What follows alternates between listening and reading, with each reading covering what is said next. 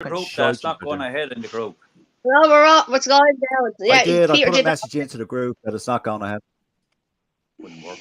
Oh, We're right, live yes, now. how are You you? do. Jesus Big Christ, sorry, I problem missed with that. Yes, I see the clock timer. Yes. Hello, folks, and how are you? And we're having issues. Facebook have banned all third-party streaming apps into their group. Hence why we're coming to you exclusively from YouTube until we sort something else out, which hopefully we will do by this time next week. So apologies about that. We're only on YouTube and not in the group, but you can still ask your questions here as people have done. There's Meggie. How are you, Megan? How are you? Good to see you there. Dara Weston, how are you doing? Are you well and yourself? Thanks for joining us, Dara. Right, folks, with me this evening. Welcome. Good morning, good afternoon, and good evening, all. Good to have you all with us on YouTube exclusively now this evening. With me is Mike Reedy, Claire Devney. Welcome back, Claire, who evening, guys. Fortunately or unfortunately went to a few days of detox there after her trip to the Six Nations game there last weekend. Her liver is currently frozen in a body bag. Liver is currently recovering to do it all again on Saturday at Richard Ravenhill. Holland is. How are you doing? All right, I'll do the intro. Excuse me. Don't interrupt intro. Jesus Christ, come on. We're all professional here. All right. Did you miss Richard Holland, how are you? How are you doing? You well? How are you doing, folks? Very well, Richard. Of course. Claire's liver. Dara Weston has got the ambience of a waiting room at the colonoscopy clinic here, waiting for the show to start. Sorry, Dara, we're having serious difficulties. I was trying to work out how to go live on Facebook, but I couldn't work out how to invite people. And you don't want me for an hour on my own. Right. Did you see it? But yes. Did the IRF know that when they give work press credentials, Sorry, they Claire, create say something there. Yes. From Dara Weston, little did the IRF know that when they give work press. Hold on, I'm trying to talk. Stop interrupting me. Little did the IRF know that when they get work press credentials, they create Rupert Murdoch version 2. He's got Instagram, Facebook, YouTube, and Jerry Thornley ghostwriting for him. I even heard that he's got an OnlyFoods channel with saucy pics of Finn Russell. Well done, there. All right, fair enough. Right. Well, look, we can still see the comments. We've Dara Weston, Megan, there. Gregor Galway sent a sad face there to me, so I don't know. Maybe he can't find us on YouTube. Megan, great to see you again, Officer Burke. You would have seen me last week, Megan. There you go. Anyway, folks, right. As always, we talk about the games, but let's talk about what is happening in the groups and across the media sphere this week. There's been a few bits of bobs. Claire, I'm going to go to you first because you wrote a very good and funny and amusing article about this. The ban on drinking in your seat in Croke Park. What is the fucking point? Is it going to stop anything? Is it going to ruin the match day experience or what? It's technically not a ban on drinking, okay? It's a ban on drinking in your seats. So you can drink up until 30 seconds before kickoff, then you can drink at half time, and then you can drink up to 30 seconds before second half kicks off. You just can't bring the alcohol to your seat. Now, come here. I'll say I've been. Do we know the reason for that? Yeah, it's a Croke Park policy. Well, it's allegedly a Croke Park policy when there's sports on, but not when Ed Sheeran is playing or Gareth Brooks or whoever else is gracing the RDS this year. It's a GAA policy. The only problem I have with that now, just off the top of my head, is go on. You're going to have a load of people miss the kickoff, first and second half. Yeah, they'll be all at the fucking bar. That's the only problem I'd have there. Yeah. Can you any other issue, any other particular problems, Mike, you can see with this? Can you take a whiskey flask, say, in your pocket? You well. You can if you're not caught. No, you can. You're allowed if you're not caught with it. You're not allowed to bring outside drinks into the stadiums. Now, I don't think they're going to frisk everyone down and check them, but if you're caught with it, they'll take it off you. Fuck, I've been going to rugby for 50 years and I've never ever been fucking searched going into the ground. Lads, we're not in the Aviva. We're not in the Aviva. I know if we're going into the Aviva, they don't pat you down, they don't check it. Dave, God rest his soul, used to go in with a haversack full of cans. Like literally go in with a haversack full of cans, and he was never searched. But it's the GAA, and I don't know what the GAA is like for checking people going in. Be honest, it could be an insurance thing on their part. Yeah, well, that's but why? Because when concerts are on, you're allowed drink. You're allowed drinking. You're allowed drink on the pitch. That's a bit naughty, then, in that case. Jesus Christ. Yeah. Look Hey, Dan. How are you, Danny? All right, nice. Good evening, Mr. Brosnan. You know what, Richard? Going on what you were saying. We won't spend too much time on this because it's not really that interesting of a topic. But going on what you were saying, Richard, about people missing the kickoff, that is, I think that is going to be worse than people think, and the second half kickoff, because we all know, going to a match, you're going to buy your points, and normally, like in the Aviva, you can go down and you can bring your points down to your seat. You will have a chunk of people, the corporates, the freebie ticket holders, all those people. I was going to call them something else there, but I won't. They're going to a game. They got a free ticket. The Instagram people in the stand, they take their Claire. They take their photograph to make them prove they were at a semi-final game. Like those sort of people. They finish their Prosecco, their Rosé, their fucking Pims, whatever the fuck they're drinking. Their gin and slimline. All that crew. The gin and slimline, and they will stay and finish it in the bar about 10 or 15 minutes, and the game has kicked off. And then they'll be walking to their seats when the real fucking fans who shelled out for their fucking tickets are sitting there, and they have to get up and move and shuffling, oh, sorry, they shuffle along to their seats. That's the fucking problem. This ban on drinking in your seats is not fucking solving anything. It's fucking ridiculous arseology from the fucking head honcho fucking tractor driving GAA fucking directors. Right? And that's it. Sorry, Claire, go on. My rant is over. Go on, Claire. I'm going to say it's the Grab Ball Association, but I don't think that's going to affect me because I'm going to be one of them corporate fans that people give out about next week.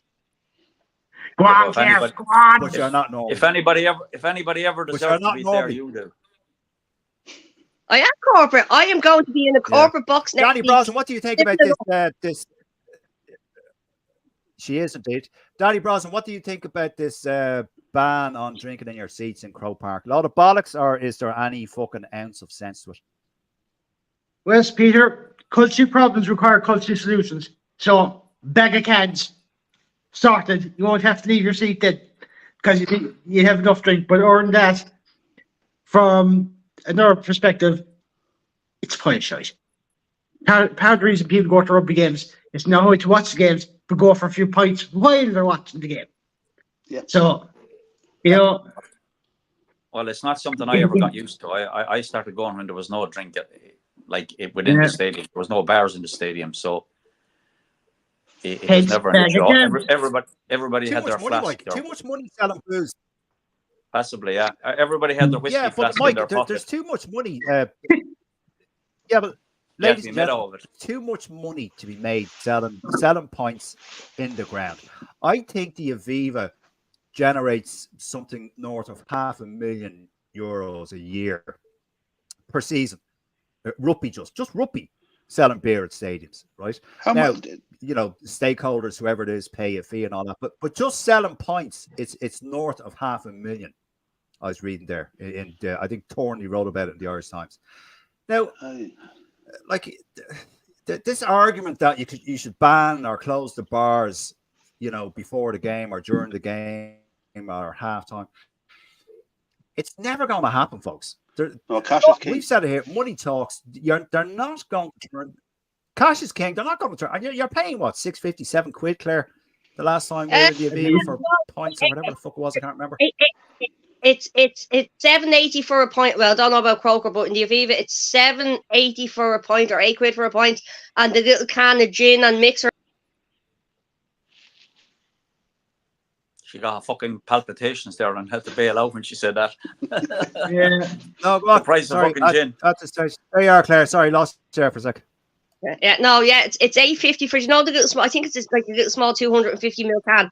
You get them the little vodka and Coke and whatever. It's $8.50 for one of them in the Aviva, and it's $8.50 for the bottle of wine. And I think it's about £8 for a pint. I don't drink pints, but I think it was £8 that my sister paid for a pint there, guys, 2 weeks ago. Yeah. Okay. There's Megan Augusta. How are you, Megan? Crow Park very strict because of GAA. There's always absolute murder. Yeah. Simple solution, colostomy from Joe Lyons. How are you, Joe? Joe Lyons, simple solution, colostomy bag and a long tube. Good man, Joe. Don't get mixed up. Joe Lyons. Okay. Some women Lyons, get we warned Danny not to turn on the feckin' kettle. Yeah. Okay. Dara West and Peter, there's no Hindmite and Croker. Oh, yeah. Is there not? Oh, poor Peter. It depends. Sorry, Peter, there's no Hindmite and Croker, only Budweiser and Carlsberg. So who wants to drink in Croker? That's very true. Dara Weston, well said, Danny. All the stuff people drinking at the matches, not being real fans, is bollocksology. Just be responsible and use your OLSC point carrier to move what you have through the last. Okay, very good. Right, okay. Anything else to add to that before we move off this? I didn't want to spend too much time. No, it's just one of those bullshit. annoying things I find. There you go. Anyone else? Anything? No, it's a load of bollocks. Move on. Right. Right, we parked that one. Next one up. Yeah, okay. Moving on. One thing I didn't put on the subject matter list either to you guys or in the group because I completely forgot about it, but it's worth a mention. Claire Devaney, come to you first. Richie Murphy's tenure at Ulster seems to be short-lived with this Franz Ludecki, the ex-Bulls coach. On good sources I've been reading on the tweet machine, he's taken up the role in Ulster. Okay, here's the thing for you. They sacked the gas manager because they were playing shite. They're still playing shite. Is that not down to the manager and down to the actual players that are on the pitch? It's a fair point. Yeah, we think. Right. Like you. For me, there's good point there. Good point. It's the players on the pitch that play. Like the manager can do what you can do. But at the end of the day, it's 15 players on the pitch that are actually playing.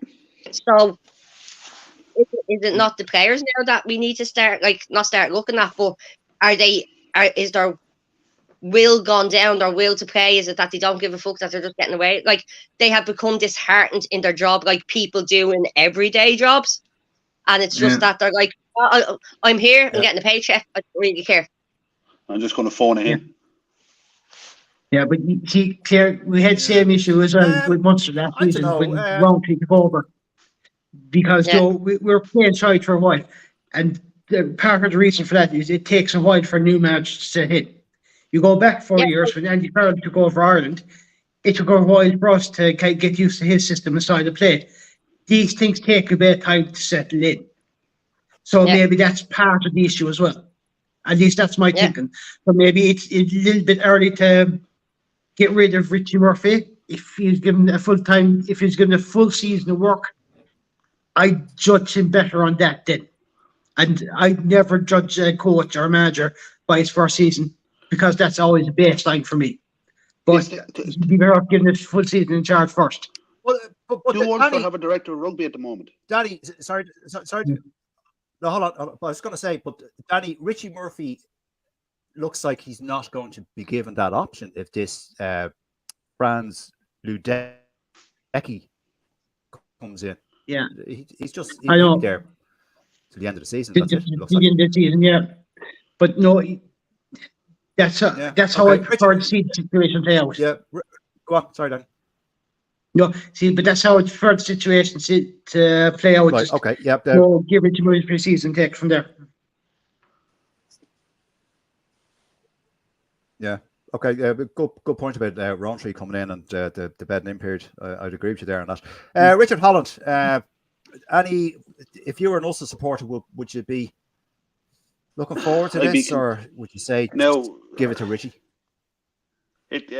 Look, Munster have gone down the South African route before, and it left a very bitter taste in my mouth. Anyway, it was just fucking horrific. We had Razzie. You done a few little things, but there was nothing major. And then we had that other fucking clown who couldn't manage to fucking open a phone box, I reckon. Nursery. No, I would rather see Jeez. Richie Murphy get the job. Whether he's been offered the job, we don't know. We don't know the ins and the outs of it. I'm wondering maybe are they going to offer him something like a director of rugby job, because that was what they call him job up there for a while, wasn't it? So are they going to give him a DOR job? Petrie, and man in as a coach. Was it Yeah. Johnny Petrie? Was that his, or was he the MD? Petrie. No, he was the CEO. Yeah, I don't know. We should see. CEO. Yeah, I don't know who the director of rugby was. It's the CEO, not the director of rugby as well. No, am I getting that wrong? No. Probably not. No. Executive officer. Mike Reedy, before I come to you, okay. Mike Reedy, before I come to you, let me see. Gregor Galway. Hi, Gregor. Not sure how much Claire will have to pay if she wants one on Saturday. I'm corporate, so I get them free. I have no idea. I can't remember the last time I was in Crow Park. Oh, 2007 was the last time I was in Crow Park. I'm corporate. I get them free. I'm corporate. I get them free. I don't have to pay for me to drink. Bring it down a big galvanized bucket full of fucking freeloader. When I go for the free drink, can I have 10 of them, please? Thank you very much. Actually, speaking of the price of drink, you think the Aviva and the RDS bad? Twickenham is £10 for that little can. Oh, in Twickenham.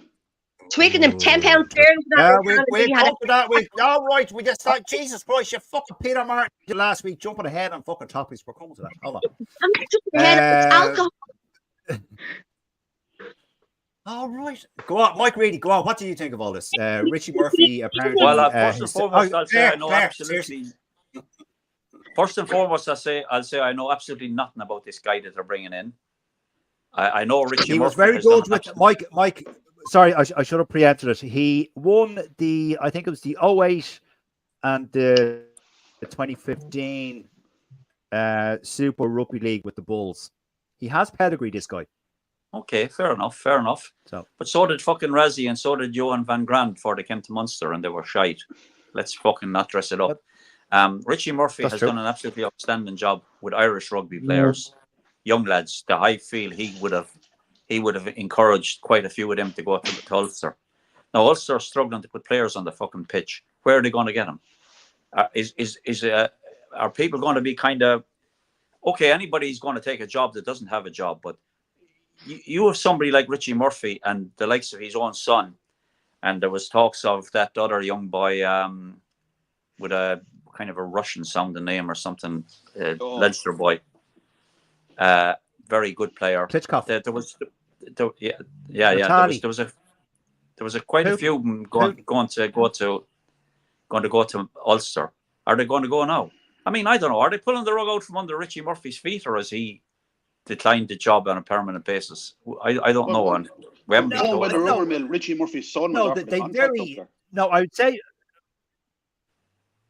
he was, yeah, but I'd say that's on his own merit, not because of who his dad is. I would hope, because if I'm not talking about nepotism starts creeping in. I'm talking about Richie. Yeah.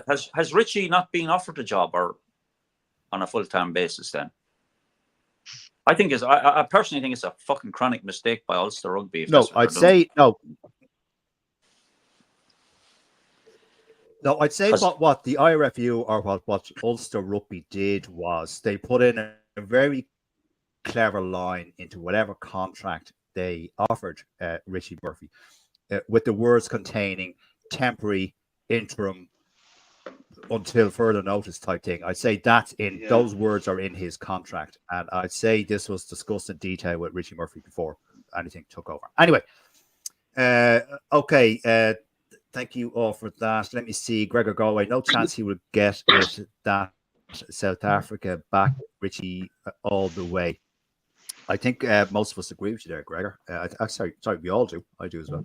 Dara West, McFarlane did an Eddie Jones and made Ulster shite by ruining morale. Richie has been trying to rebuild and has attracted a few younger players to Ulster as he needs time to turn around things. Yep, good point, Dara.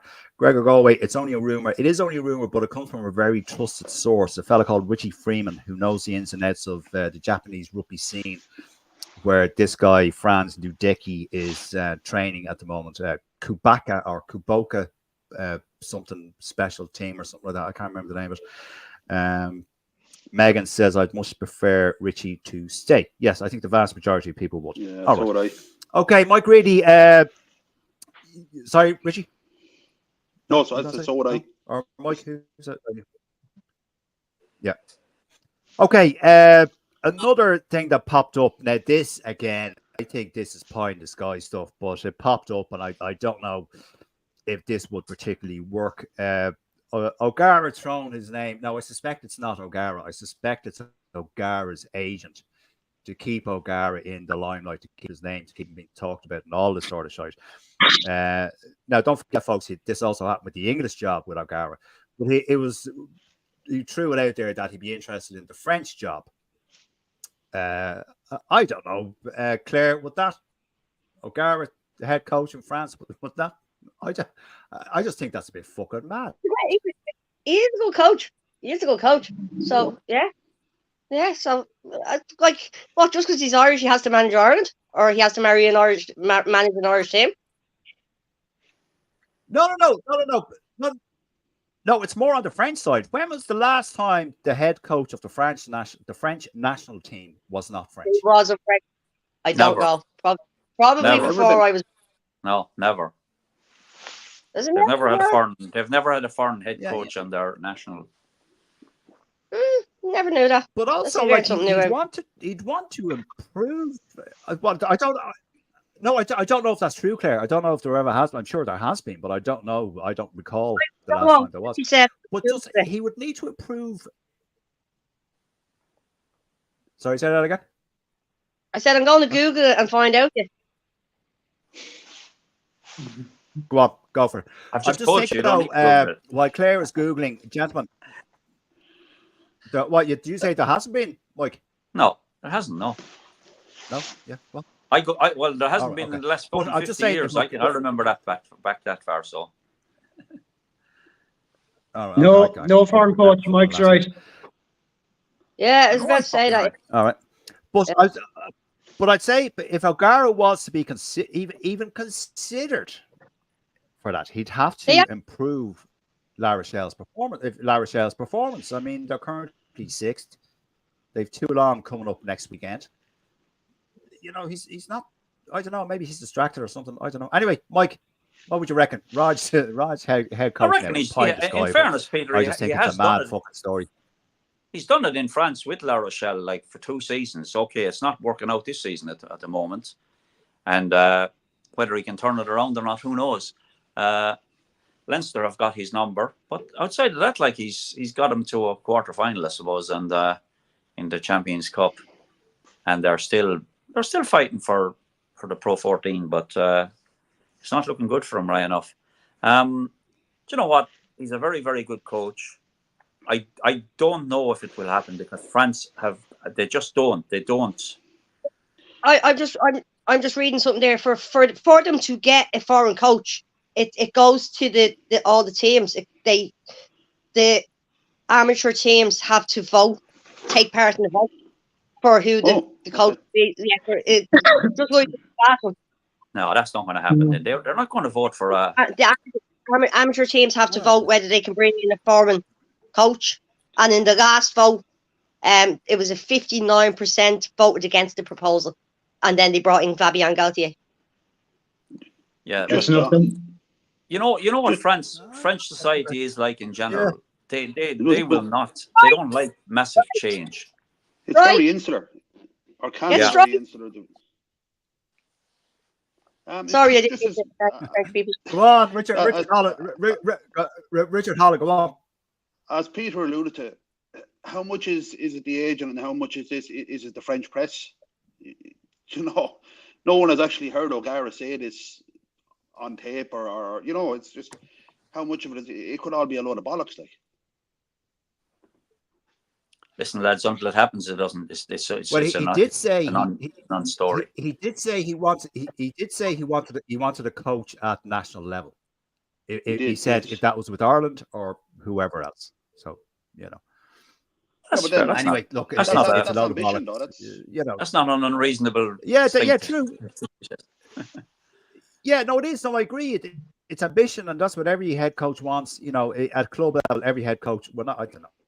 I'm presuming, a lot of head coaches would want to coach at national level. Anyway, Danny Brosnan, any final thoughts on this before we move on?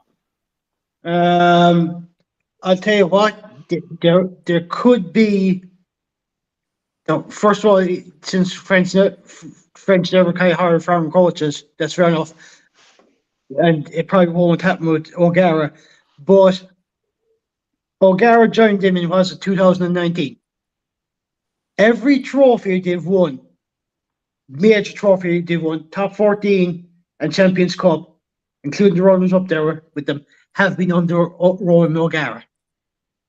They haven't won any other trophies since before he came.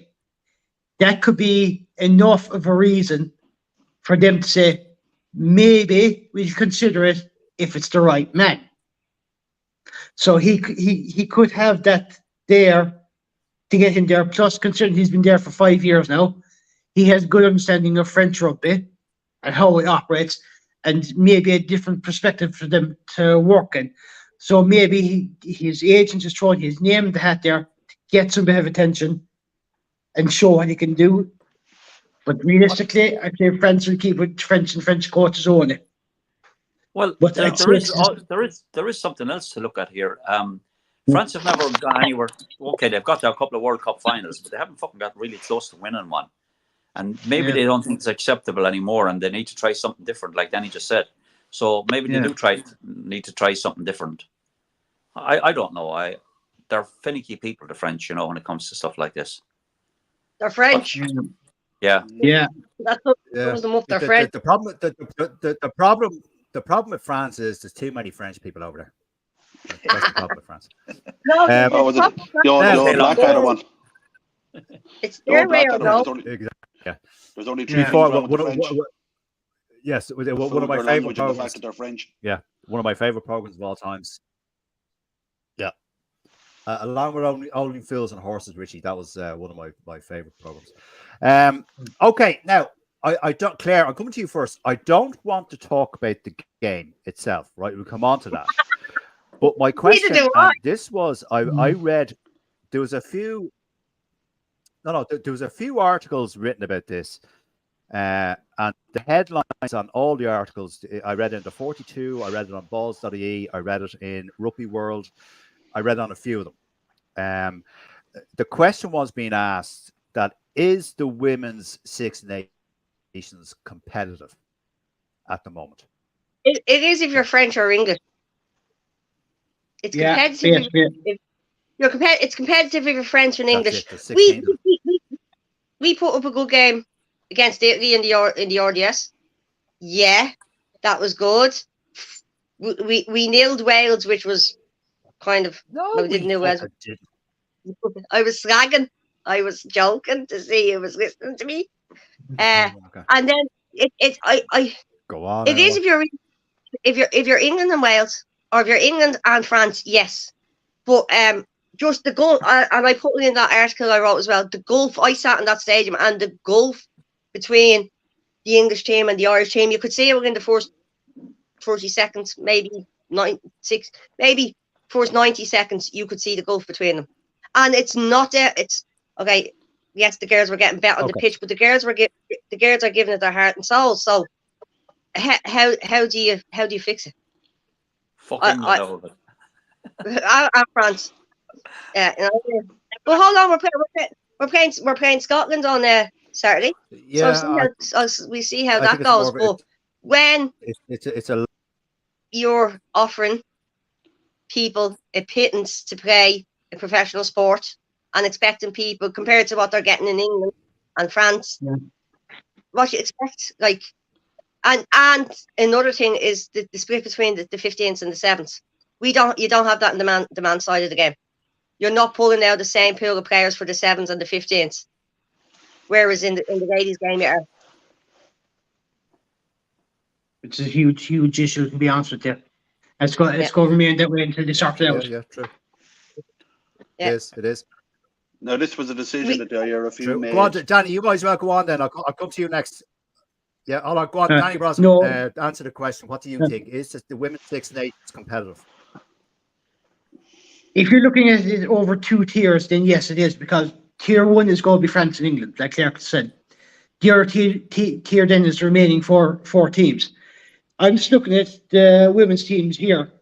Ireland have won 2 championships, a Grand Slam in 2013, championship in 2015. Oh, amateur. England, yeah, this is the amateur. Since then, England have won in, what was it? They won in 2017, 2019, all the way up to the present day. Yeah. These Because they include got Grand Slams in 2017, 2019, 2020, 2022, and 2023, and more than likely another Grand Slam this year. It's not competitive because for 2 simple reasons. England and France got their shit together. They invested. They got everything in place to make sure that the players that they had were at their best when they started out, and they invested in lower leagues bringing up. The other 4 nations have not. That's your problem. It's investment. They were smart enough, England was smart enough to start investing early. The RFU, I'd say, and the other 4 nations were saying, we're doing grand, we won't bother investing, we'll continue as is. Now they're paying the fucking price.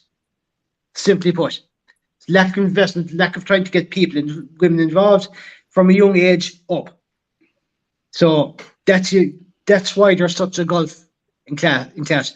I've said it a few times in different places here and there.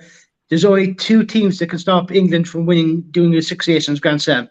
That's France and England. They're the only 2 teams that can stop them from doing the Grand Slam.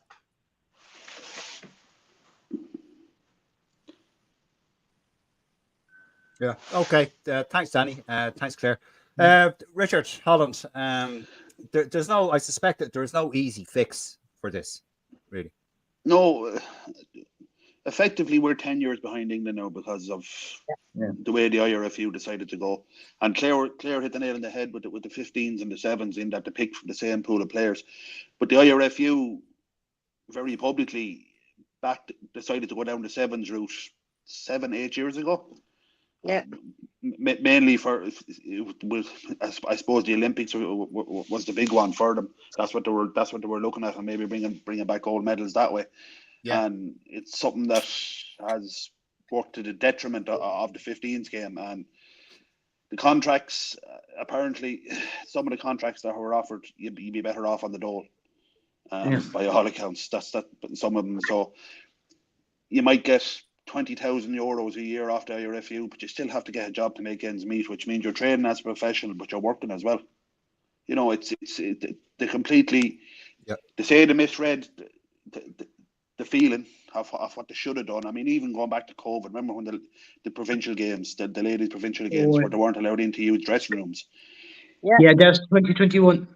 Yes, if the IRFU were serious about it, they should be treated as an elite sport, the same as the men's. Yeah. It's as simple as that. That's the only way they're going to get out of this all. Remember they had them changing in tents? Remember they had the provinces changing in tents in Donnybrook? I was at that game actually. Yeah. Remember? Yeah. Actually, Claire, you said there's only 2 porta potties there for the entire supporters and players in that game for those 2 games. No. You said there's only 2 porta potties for the entire players and supporters at that game. I thought you were right. Yeah, because that was me. I was at that game. Yeah, I actually went outside and used the toilet in the pub or something. It's embarrassing to be very perfectly honest. Oh yeah. And that's 3 years ago. Yeah, like nothing has changed. But Mike Reedy, there's a massive divide. And Mike Reedy, your thoughts on this? Is the women's Irish Six Nations competitive? No, we're not competitive anymore. No, we were back in the amateur days in 13 and 15, as somebody else had said. I went to see 2 of the games back then. In fact, I went to see when they won the Grand Slam. I saw them that year, and I saw them again the year after, or 2 years later, 2015. It was. I got great enjoyment of watching it, but there's a massive difference in the player pool that France sending population-wise as well. Their population is 10 times the size of ours, and Wales and But you well, could say that Italy about have a the bigger men, Mike. population. Yes, Mike. You can say that about the men, about England, but we hold our own in the men's tournament. We're we two do. in the Yeah, we do. world, Oh no, and absolutely we do. we've a But they, lesser pool to pick from than England. well, we got our act together at the beginning of the professional era in men's. The IRFU made the decision, which just turned out to be a very, very good one. But they Yeah, haven't and then we were shy for a couple of years. Let's be honest, lads. The Irish team weren't always brilliant. The Irish men's team weren't always great at rugby either. We were shy. Everyone remembers the bad old days, Claire. Yeah, that's it. Something come up on my Facebook memories the other day about Ireland volley is doing. Like it was like, oh my god, you are shocking. Like, and it was like, oh yeah, I remember them days. Now we're winning, son. Now we're winning stuff. Trying to win stuff. Well, if we're not going to get crowds, we'll move on. Go on, Mike. No, I'm saying if we're not going to get crowds going to the games, it's like difficult for the organisation to give them the financial backing if they can't recoup it. The industry has to like finance itself to all intents and purposes. Yeah. Can I point something out? When Ireland played in the RDS, what was it, 2 weeks ago?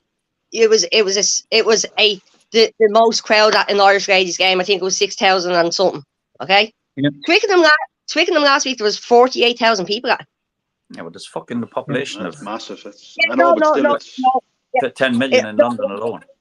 Yeah, but I'm just saying that like and in New Zealand they've sold out the women's games as well. So it's just like comparing like, oh, here you go, it's just over 6,000 people. You've probably seen more at AIL games at times. Yeah, but sure, when the Women's World Cup final set out in Eden Park last year, Yeah, if I remember correctly,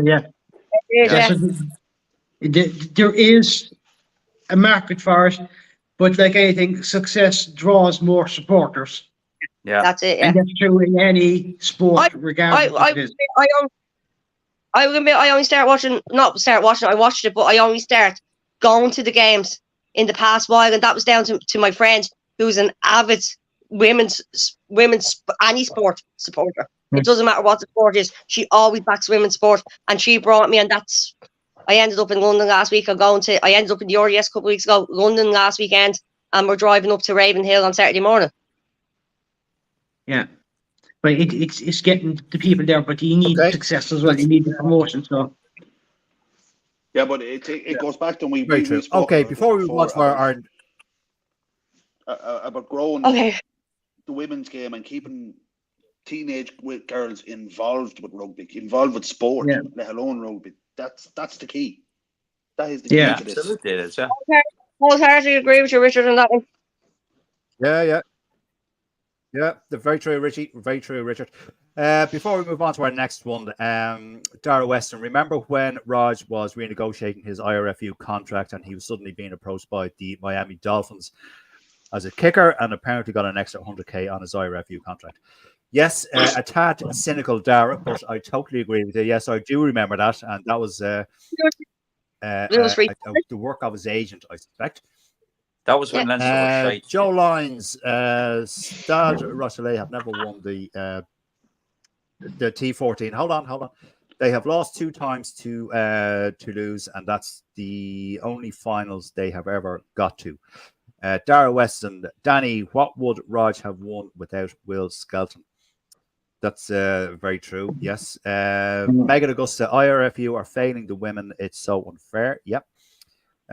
Gregor Galway agrees with you there, Megan. Dara Weston again. English RFU women's contracts are between 28 and 35,000 sterling, and a lot of the English clubs like Harlequins don't pay their women's teams. Oh, I didn't know that. I didn't realize that. That the clubs didn't pay their teams. I wasn't aware of that. Okay. All right. Folks, Danny Brosnan, we've 3 Munster supporters on the panel this evening. I just copped on. Myself and Claire are the only Leinster people here. So I'm going to start with our Munster contingent, Mike, Richard, and Danny. Richard, I'll come to you first. Munster have been, they've been refused by the IRFU. that they cannot sign a non-Irish qualified loosehead. Okay. Now, if we look at who Munster have at the moment, they have Kilcoyne is 35, made his debut in 2012, if you can believe, against Racing. You've got, they just talk about the front row, not necessarily loosehead. You've got Archer, who is mid to late 30s as well. Ollie Jaeger, he's a loosehead. Lockman and Wycherley are looseheads. You've got Knox, and you've got John Ryan. Munster as a team, not you, Munster are they're a bit kind of in a tricky situation with loosehead. Richard, what do you think about this scenario? Well, they are, and it was kind of proven throughout the season when we lost Kilcoyne for 3 months. So you're bringing academy players in just to sit on the bench, and you had the European game where they had to sit a tight head in at loosehead because they had no one to replace him. Just to fill out the bench, you have to have a forward, a prop on the bench, and it meant that it was a 35-year-old playing an 80-minute game. You have to have an entire front row on the bench, Richard. Yes. You have to have an entire front row on the bench. This guy hadn't played loosehead since he was in school, but because they had no one else, this is what they had to go with. It was. I'm not blaming Munster. It's just that they've been incredibly unlucky, but going forward, and I think we've said this here before, that the front row for Munster is going to be a big problem. If it's not already. You lose one player. Say you lose Lockman, you're calling on a 35-year-old to come on and maybe play 80 minutes, and then what happens if he gets injured? You have an academy player who's coming in who, with the best respect in the world, he's not going to be as good as a grizzled forward playing for whoever, and he's going to get absolutely ate alive. So then you have a confidence thing, and it's so frustrating, I suppose, away from my point of view.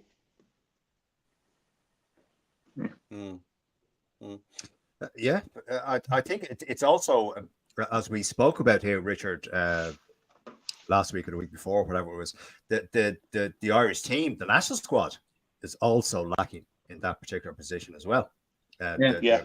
Props, we're lacking in props as well. So it's not just Munster. It's anyway. Mike Reedy, the other Munster man. What do you think about that? This predicament that Munster find themselves in? I know you're probably delighted that a mercenary isn't coming in, but they're not allowed to sign a non-Irish qualified head. They're not the answer to Irish rugby bringing in foreigners. So that's the whole point I make about this. Well, Munster have Lockman and Wycherley are two loose heads, and Kilcoyne. So there's no abundance of props anywhere in Ireland, it would appear. So I don't know. Who was the option? Like, who were they talking about bringing in? Did they have someone in mind, or apparently it was never revealed? Apparently, no. Apparently, Leinster have also been knocked back now or Joe Schmidt has put the fucking kibosh on that Australian coming to Leinster. Is that right? Yeah. Well, again, didn't want him. I certainly didn't want him anyway. But it's all right. We got a better brother instead. I don't know. I would prefer. I mean, they must have young boys that are going to be okay. I take on board what Richard said a couple of weeks ago about props don't really develop properly until their late 20s and even early 30s. It's when they into their prime, really. So, how old is that Wycherley? He's a little bit light, I think. Anyway, he's a little bit in the light side. He is as a prop. He's 23 or 24. I'm not 100% sure. He's 24. He's only a boy, like, he's. I think he's okay. I wouldn't fancy him starting against the fucking South African side, for instance. Yeah. But Lockman seems to hold his own. Kilcoyne is 35, 36. He's 35. Too old. He's too old to be. He'll probably get another couple of years out of him. And by then, Wycherley should be up to speed. So it's not. I wouldn't be panicking overly. I mean, Munster have been hit with fucking a savage injury list throughout the whole team this season, and like Richard also said, Archer had to play a full 80 minutes against Northampton in a Heineken Cup quarter final. That's a big ask, or not the quarter final, the last 16 game. That's a massive ask. So it's, I don't know. There's no answer. If the bottom line is, if they've been told they can't bring somebody in, then you've got to you've got to do it yourself. You've got to bring them through. And I mean, if that's what it's going to take for Irish rugby to be forced into that position, then that's what it's going to take. South Africa don't have fucking foreign players playing for their clubs or their country. Johnny Sexton's brother played down there for a couple of years, didn't he? Yeah, he did. Yeah. Did he? Yeah. Yeah, Jeremiah. Okay, no, I didn't realize that. Okay, Danny, this situation. I'll be honest with you. It might be a slight blessing in disguise. The only problem is, but the Munster front row have been absolutely fucking shite, I'd say, for the last maybe 6 or 7 years. We've had no real quality front rows across the board. Now we've had Kilcoyne, who's good enough, but he's probably third choice loose head behind Healy and Porter. He's also missed 18 months with injury, Danny. Yeah. We have Lockman as well, who's coming through, doing well enough. We've had no international quality hooker for a while, no international quality tight head for a while. The only good thing is we have 7 senior props between loose head and tight head at the moment, and we've another 5 lads coming through the academy. The only issue there is if Kilcoyne is out and Lockman's out, we're scraping the bar in terms of experience and stuff like that. And that is a huge, huge issue.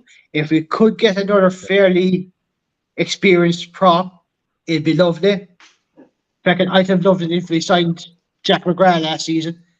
Though I know he has his hip problems, he's retired, but I was surprised we didn't take him on board as a player to coach these lads in the front row, because he has an awful lot of experience and a high quality experience as well.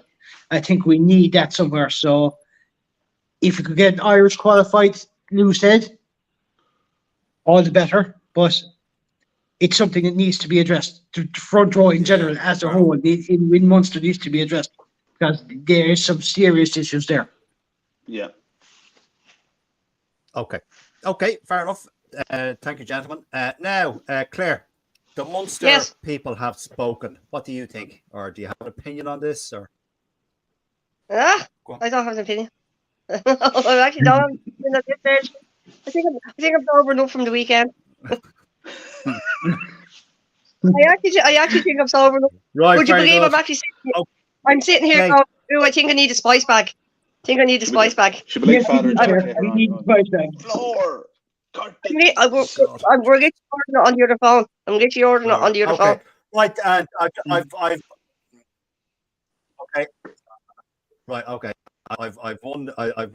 one last topic to discuss, and then, but there's just a few comments coming in here. Darrow, Gregor Galway. I wonder how many will be at the Kingspan on Saturday, says Gregor Galway. Well, question, Claire will be there anyway. I'll be there. Or not the Kingspan. I know 10 of us going up. There's 10 of us going. Right. Oh, nice one.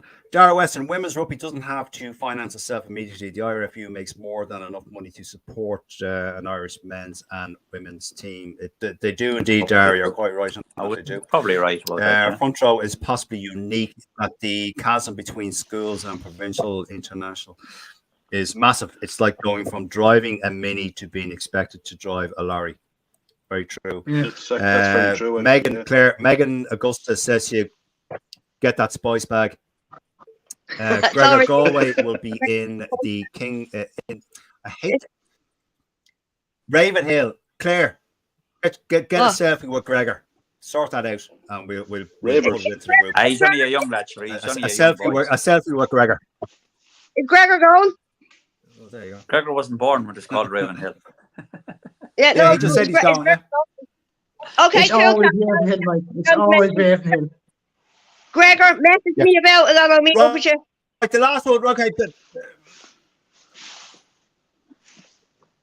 Yeah, Gregor, message Claire, and she'll meet up, and you get a selfie and have a chat. Now, the last one, gentlemen.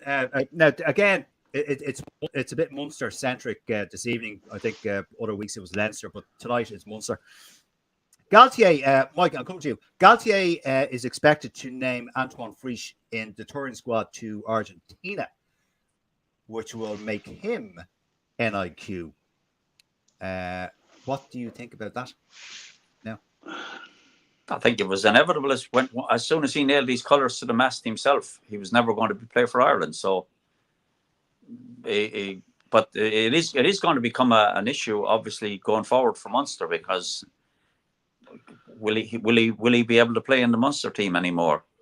He will, probably, because he's a centre, and there's no other foreign centres in Ireland currently. Oh yeah, of course he will. There's Nankiville, all right. No, of course he'll be able to play. But I don't know. Like it'll have to be something that they will have to sort out between whether he wants to stay playing in Ireland or not. But like, is there any French teams coming in, fucking screaming and roaring, wanting him to play for them? People make all these assumptions, you know, and there still has to be room for him in another club, like a French club, for him to be going playing there. And are France doing this so that he's never going to qualify to play for Ireland, like take him out like South Africa did? I don't know. I think it was maybe we could have missed. I mean, Mike, we spoke about this before, and it was the question was asked. Mike, the question was asked. We spoke about this before. The question was asked: would Frisch, even if he qualified for Ireland, get his game? Would he make it? Be selected? No, but with current centres, you mean? Yeah, but if you give him one game, he's fucking capped, and he can't go anywhere for at least 3 years. So, you know, you can get involved in skullduggery like that, but we didn't do it. Maybe it's the honourable thing not to do it, because if you don't have any plans for him to be in the squad in the future, then it's probably wrong to do that. But other teams, other countries mightn't adhere to those principles. I don't know. South Africa with Klein. Yeah. Well, to be fair, they played him in the World Cup, so he's going to be happy with that. And he got more game time in this World Cup than he did in the previous one with Ireland. So I don't know. Frisch is a decent player, but is he good enough to be playing? Like young Osborne seems to be coming through. We've got that Cahill Ford coming through in Connacht. There's quite a few guys now that we don't need him. Irish rugby doesn't need him, not desperately. Munster probably could do with him staying for another wee while, but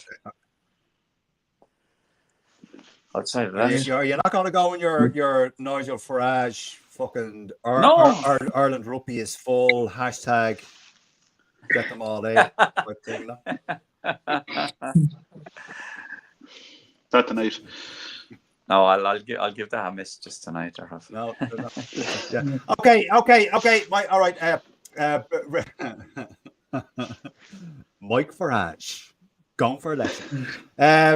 Richard Holland, Frisch. If he gets picked by Galtier for the French touring squad to Argentina, and Frisch, he becomes NIQ'd. Is that a dent in Ireland, the Irish squad? I don't think so. Not in the Irish squad, no. Possibly in the Munster squad, because how many NIQs are they allowed per squad? Three. They're allowed three. Yeah. So that'd be him or Grant's name is moving on. Three. Yeah, Snyman's coming up to us, though. Snyman's coming up to us, so that's going to make no difference to us. Yeah, well, that's true. So they have Klein, Nankiville, and Klein, Nankiville, and Frisch will be the third one. Yeah. Yeah, Frisch will be there. Yeah, like that's not going to affect his. That's it. Yeah.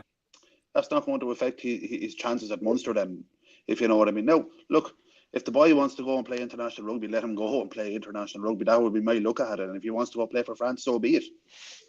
You know, he's probably not the best centre that we could call on anyway. Even I was looking at him, he should have got man in the match. Jamie Osborne, he's a revelation to me. I'll be honest with you, because he reminds me a little bit of a younger Ringrose, the way he plays, because he doesn't have any fear either. You know, it's so there's another player that would definitely jump in front of Frisch. So I don't think it's going to hurt Ireland. And if, as I say, No. he's a Frenchman, and if he wants to go play for France, let him go play for France. I think so as well. Yeah. Okay, fair enough. Yeah, Danny Brosnan, any thoughts on this? Hey, yeah, look, it's his decision. If he gets called into a French squad and he goes, fair play to him. The only advantage is if he doesn't get any game time, he still stays Irish qualified and he can still stay with Munster. I would prefer if he did stay because I think we're not don't exactly have the greatest depth at centre, especially outside centre where he seems to do his best work. But yeah, no. Best luck to him wherever he chooses. But he's more important to Munster than he is to Ireland. I mean, you've got Ringrose, we've got Henshaw. We could probably stick to Aki or Hume at outside centre as well. Maybe even Colin Ford from Connacht. So he's in a position where he's going to be challenging off the players in both squads. I need to get time, but wherever he goes, best luck to him. Let's hope he stays us. All right. Okay. Claire, any thoughts on this? Not really, no. I'm still waiting on my food. No. I'm checking. Are you adding salt and vinegar to your spice bag there? No, I'm waiting on my spice bag to be delivered. Right, Dara Weston, spice it's hard enough for Munster players. Okay. Dara Weston says, okay, got it. Dara Weston said, look, it's hard enough for Munster players to get into the Irish squad, so they have to look outside of Ireland for their caps. Dara Weston always trying to stir it up. Good man, Dara. Yeah. Well done. All right, folks, we're approaching the hour mark. After Leinster's performance last weekend, that will just fly through the games that are coming up. Well, there you go. That's true. We fly through these games. Claire, I know you saw none of them. You only saw the Women's England Ireland game. So we just fly through these. I saw the ladies' game. I forgot of alcohol. Yeah, I forgot of alcohol as well. Okay, so in the order that they happened, Mike Reedy, Ulster 19, Cardiff 17. Mike, did you see that particular game? I did. I watched it all. Dreadful. Another dreadful performance. But you know what? Ulster done something they haven't done all season. They won a game they should have fucking lost. I mean, let's be honest. Cardiff were probably robbed. There was a try or a potential try disallowed or not. Obviously, he knocked it on over the line because the ball was kicked over his hand, which is an illegal act. So that possibly should have been a penalty try. And the last one was probably rightly disallowed because there was a knock on in a build-up play prior to it. So fair enough, that was. Ulster, do you know what? They got over the line. Fair play to them. I was glad for him. I really was. John Cooney kicked well, played well as well. Doak is no fucking. He's never going to be an international scrum half for me. He's not. I can't see it in him. I'd like to see it in him, but I don't. John Cooney has to be starting. I mean, John Cooney and Billy Burns came on and they changed the whole fucking everything around. Yeah. Okay. Thanks, Mike. I just want to go through these quickly. Richard Holland, did you see that game, Ulster v Cardiff? I did, and the only thing I'll say is I think Cardiff are robbed. There's no other way to put it. Cardiff should have won that game, but they didn't. And I suppose every team needs a bit of luck, and it's fair to say that Ulster got their fair share of it that night. Absolutely. Okay. Thanks, Richard. Danny Brosnan, did you see that game? I saw some of the second half of it, all right, and shite game from what I saw of it. Ulster were lucky. Last minute kick won the game. Fair play to them. Hopefully it'll be something that they can keep going on with now anyway, this for the rest of the season and play well. Okay, fair enough. Claire, I'm not coming to you just yet because we're still on the Oh, you're grand. the No URC problem. games. Danny, I'll come back to you. Did you see the Lions against Leinster game, Danny? Lions winning that quite comfortably, I must say, 44-12. No, I didn't see it at all. But that's a pattern. That's all I gotta say about it. That's a pattern. Okay. Yeah, that is a pattern. You're right. Yeah, no, you're right. Yeah, no arguments here. Richard Holland, did you see any of that? I seen bits of it, but it was a very, very weakened Leinster team, and I think you'll nod your head on that one, Peter. And they couldn't live with the Lions. It was just they blew them away. It's to be expected. True. That being said, you have a Heineken Cup or a Champions Cup, or whatever the fuck you call it now, coming up, so it's to be expected that they're going to travel and they're going to travel Heineken Cup. It's always the Heineken Cup. The Investec Champions Cup, to be precise. No, Champions Cup. That's it. Oh, Champions Cup. But anyway, as I was saying, it's always to be expected that they were going to travel down there with a weakened team. And Leo Cullen probably doesn't care if he comes away with any points in that one over the 2 games. I think he does. It's 1 point for Leinster and Glasgow at the table at the moment. Squeaky bum time. Yeah, true. Okay. We'll still be in the quarters. Whatever it is you call them, the playoffs or the quarters or whatever you call them. Mike Reedy, did you see that game? I did, yeah. I think it could be a slight concern for Leinster, like going forward, that they maybe thought that the squad players were good enough to go and fucking win in South Africa, which it turns out they obviously clearly weren't. Now they play the Stormers this coming weekend, and is that going to be if that's another loss, that could be a bit of a concern, because the Bulls now have 3 home matches to play out, and they are in line to finish top of the 3 if Leinster lose this weekend. The thing that concerned me more than anything was almost all of the Lions' tries were scored from almost their own half. And in fact, one of them was scored from their own 22. Now, they ran the length of the park, and Leinster had no pace in defence whatsoever, none. And Frawley is not a full back. Like he's covering of the pitch wasn't good enough. He did score his 2 tries, right enough. But I was surprised. I was surprised at the level of the height of the scoreline, like for the Lions against Leinster. But you know, these games happen, and it might be a wake up call to say our squad mightn't be as deep as we actually thought it was. That would have been my thought in the game, anyway. Yeah. Okay.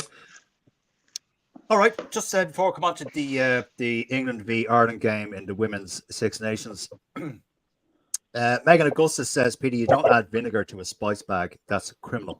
Okay, I didn't know that. I'm not a spice bag aficionado. Mike talking about the Leinster defeat. A student of classics like yourself should be familiar with the expression "even Homer nods." I have heard that expression before. Yes, absolutely. Gregor Galway, Cooney will start on Friday. Gregor also thinks that Benetton will beat Ulster. Megan also says it was shy because Timothy wasn't playing. Thoughts and prayers for his toe. Right, fair enough. Right, go on, Claire. The game that you were at, you saw, you experienced, you drank Twickenham dry. You know, no, I did that. We heard all about it. You had a good time. Yeah, don't get me wrong. It was an amazing England v Ireland. England winning that 88-10. 4 or 5 tries, I think England scored in the first 20 Sorry, what you say? minutes. You're out of freezing on me. I think 4 or 5 tries England scored in the first 20 minutes. Yeah. They as I said earlier on, you can see the gulf in class. They were based, as I said in me right up, I sat beside killed that the girl that got man of the match, Kildone, is that her name? Sounds Irish. Think we should robber. I sat beside 2 or 4 family members. One was only a kid. but the absolute beaming on their face, and like I was complimenting the girl because she is a great rugby player, and you're like, oh, she's just out there doing what she likes. So they were very humble as well. I was speaking. There was a couple of English fans sitting behind me, and they said they would have preferred a closer game. It's not nice for any team to go out and get annihilated by that much. They were hoping for a somewhat closer game. I honestly didn't think it was going to be the score it was. I kind of knew going in that it would take a miracle for us to beat England, but if we could like hold our own for a little while, but that went out the window after like so many minutes. Like you're 12-0 down in 11 minutes. They scored a point a minute in that game. Actually, more than a point a minute because it was 80 minutes. Yeah. So. 38 points. Yeah. Yeah. So yeah. As I said, I'll be back. I'll go up Saturday and support them, and I will keep supporting them. I mean, it's that's it. It's just what can be done to grow the game and stuff. That's it. Good on you, Claire. Yeah. Well, just you're talking about being absolutely clear. Yeah, totally agree with you. Support all you want. I'm just to go back to the Leinster match. You were saying to be whatever 0 down after 15, 20 minutes. Leinster were fucking 22-0 down after. I know. 20 minutes. The first try was scored after 40 seconds. 40 seconds. I was going, geez. Dominic was texting me, and I was like looking, going, but then like I was like, okay, we're getting hammered, England are getting, or Ireland are, and it was kind of going between the two of us. Dominic was texting me to tell me what was going on against the match. I was just like, you know what, I don't want to know. Just give me more drink, I'll be fine. Yeah. Yes, feed me vodka and cokes. Danny Brosnan, did you see the women's Six Nations game? I saw the last 10 minutes of it, all right, and at that stage, I kind of knew, by when I saw the score, I said, geez, it must have been some serious, divine talent, and even it showed in the last 3 minutes as well. It's like a full-strength Leinster squad going against a Division 2 Munster AIL squad. That's what it looked like. There's that much of a difference in talent. But I think that's the second worst defeat, points-wise, Ireland have had in their history. Yeah. The other one was 79 and lost to England 22 years ago. As well, and I think that was in England as well. But funny enough, Claire, just so you know, that the Kildun that won the man of the match against Ireland. That's the man of the match. Woman of the match.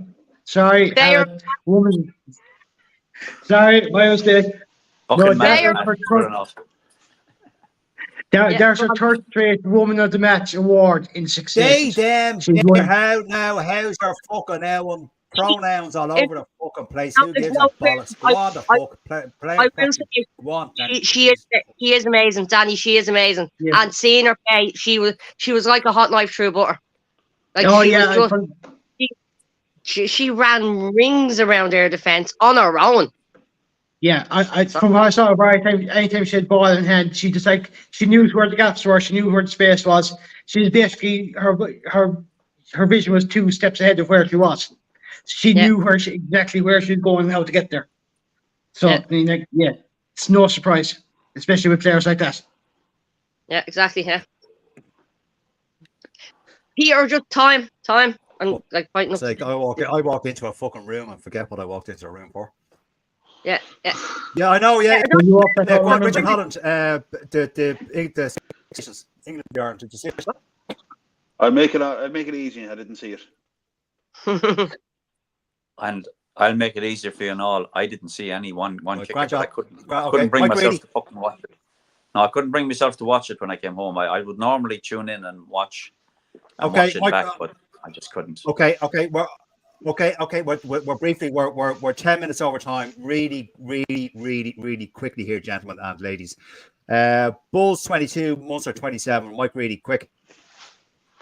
Fucking fantastic from Munster, that's what I'll say. Every to a man, every one of them. great result, great performance, the whole shebang.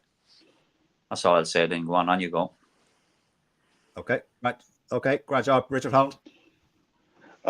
Brilliant result, especially playing at altitude, which people don't factor into it. It was nearly over a mile above sea level. The best I've seen him play all year, I'll be quite honest. Yeah, with you. without They were doubt. absolutely brilliant.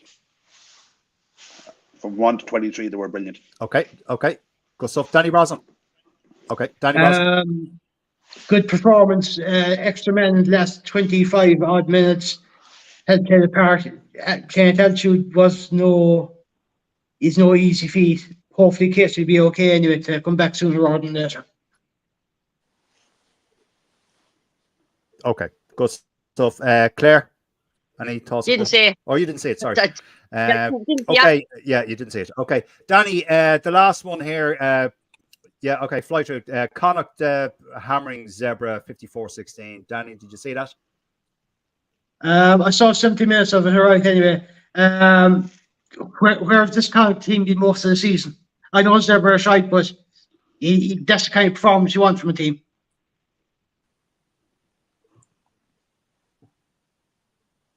Yeah. Okay. Richard Holland, did you see the didn't see Connacht that Zebra one. game? No, I didn't see that one. Okay, Mike. Yeah, I saw it. Yeah, Matthew Devine. That's what I'll say. How boy is going to be a special talent. I know they're playing against Zebra, but that boy has the goods. And I thought JJ played well, took his kicks well. Connacht played well. Okay. Connacht dominated and won the game. Right, go on. Okay, now I just want for you to name your winners, and then we definitely have to wrap this up. Just name your winners on the games. The games that go on. Sorry, Claire, go on. I was just going to say, for any of the Connacht supporters listening, Elbrys are having a great sale on the Connacht gear. Yes, I'm saying it. Connacht are having a sale on Elbrys are having a sale on all the Connacht gear. Stone got lovely, right. Got the European jersey. 40 quid for the European jersey. Ooh, nice. Short jersey. Brilliant. Not that hideous. Get your Aldi vouchers in there. Go for it. Right, come here. Anyway, listen, just call your winners. Call your fucking winners here. Jesus Christ, we're way over time. No, you're right. Call your winners here, and then we'll end it after this. Claire, Ulster are entertaining Benetton. Ulster.